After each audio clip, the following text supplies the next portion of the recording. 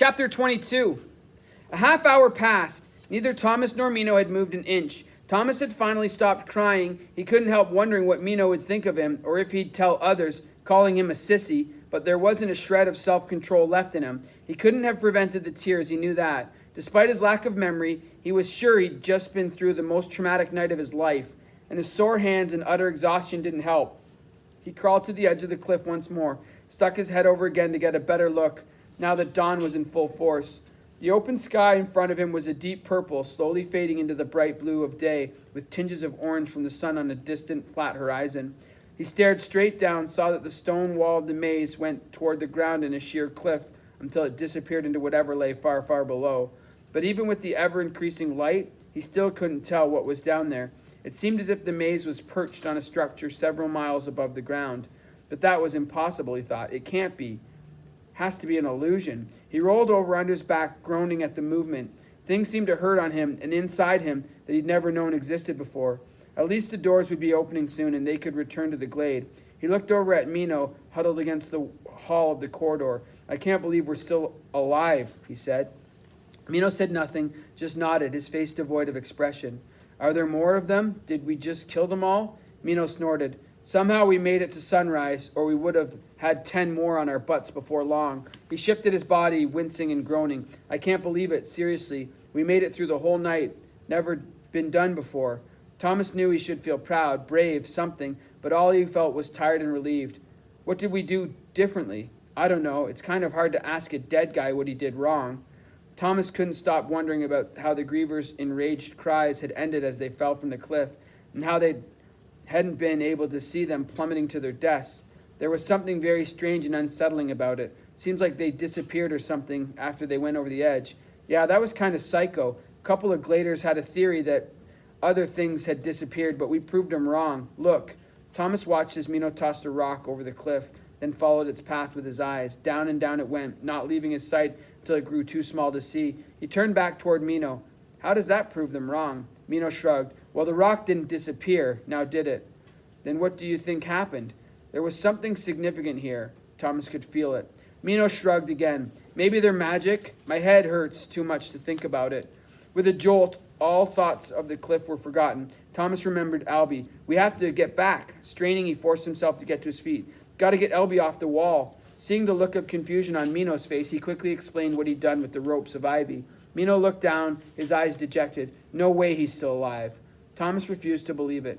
"How do you know? Come on." He started limping back along the corridor. "Because no one's ever made it." He trailed off, and Thomas knew what he was thinking. "That's because they've always been killed by the grievers by the time you found them. Albie was only stuck with one of those needles, right?"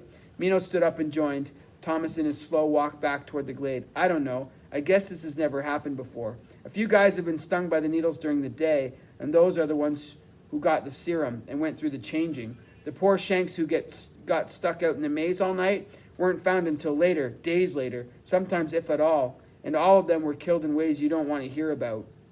Thomas shuddered at the thought. "After what we just went through, I think I can imagine." Mino looked up, surprised, transforming his face. "I think you just figured it out. We've been wrong. Well, hopefully we've been wrong, because no one would have been stung and didn't make it back by sunset has ever survived. We just assumed that was the point of no return, when it's too late to get the serum." He seemed excited by his line of thinking. They turned yet another corner, Mino suddenly taking the lead. The boy's pace was picking up, but Thomas stayed on his heels, surprised at how familiar he felt with the directions, usually even leaning into turns before Mino showed the way. "Okay, this serum," Thomas said. "I've had that a couple of times now. I've heard that a couple of times now. What is that? And where does it come from?" It just what it sounds like, Shank. It's a serum. The grief serum." Thomas forced out a pathetic laugh. "Just when I think I've learned everything about this stupid place. Why is it called that? And why are grievers called grievers?" Mino explained as they continued through the endless turns of the maze, neither of them leading now. "I don't know where we got the names, but the serum comes from the creators, or that's what we call them. At least, it's with the supplies in the box every week. Always has been. It's a medicine or antidote or something, already inside a medical syringe ready to use." He made a show of sticking a needle in his arm. "Stick that sucker in someone who's been stung and it saves them. They go through the changing, which sucks, but after that they're healed. A minute or two passed in silence as Thomas processed the information. They made a couple more turns. He wondered about the changing and what it meant, and for some reason he kept thinking of the girl. Weird, though, Mino finally continued. We've never talked about this before. If he's still alive, there's really no reason to think Albie can't be saved by the serum. We somehow got it into our clunk heads that once the door closed, you were done. End of story. I gotta see this hanging on the wall thing myself. I think you're shucking me. The boys kept walking, Mino almost looking happy, but something was nagging at Thomas. He'd been avoiding it, denying it to himself. What if another griever got Albie after I diverted the one chasing me? Mino looked over at him, a blank expression on his face. Let's just hurry is all I'm saying, Thomas said, hoping all that effort to save Albie hadn't been wasted. They tried to pick up the pace, but their bodies hurt too much and they settled back into a slow walk despite the urgency. The next time they rounded a corner, Thomas faltered, his heart skipping a beat when he saw movement up ahead. Relief washed through him an instant later when he realized it was Newt and a group of Gladers. The west door to the Glade Tower over them, and it was open. They'd made it back. At the boys' appearance, Newt limped over to them. What happened? He asked. He sounded almost angry. How in the bloody... We'll tell you later, Thomas interrupted. We have to save Albie. Newt's face went white. What do you mean? He's alive? Just come. Here. Thomas headed to the right, craning his neck to look high up on the wall, searching along the thick vines until he found the spot where Albie hung by his arms and legs far above them. Without saying anything, Thomas pointed up, not daring to be relieved yet. He was still there and in one piece, but there was no sign of movement. Newt finally saw his friend hanging in the ivy and looked back at Thomas. If he'd seemed shocked before, now he looked completely bewildered. Is he alive? Please let him be, Thomas thought. I don't know. Was when I left him up there. When you left him? Newt shook his head. You and Mino get your butts inside. Get yourselves checked by the med jacks. You look bloody awful. I want the whole story when they're done and you're rested up. Thomas wanted to wait and see if Albie was okay. He started to speak, but Mino grabbed him by the arm and forced him to walk toward the glade. We need sleep and bandages. Now. And Thomas knew he was right. He relented, glancing back up at Albie, then followed Mino out and away from the maze.